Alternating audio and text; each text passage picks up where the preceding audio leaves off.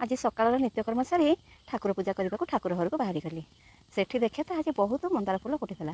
मु भाविली आज सब ठाकुर को मुझे भलसे सजईदेवी। ठाकुर पूजा कर सारी भाविली आज 2 खंड ब्लाउज तैयारी करी।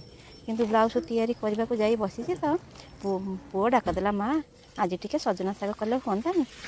मु कहली अच्छा हौ, खाली सजना शाग तो भल लगे तादे टे नड़िया पकई आज सजना शाग भाजा।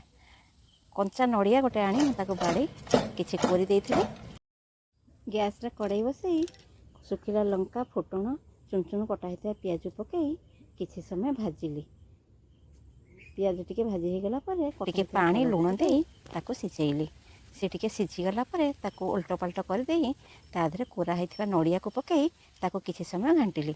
आपण मैंने देखो नड़ियाटी कंचा नड़िया हो, सुखिला नड़िया हेले शागटा भल लगनी।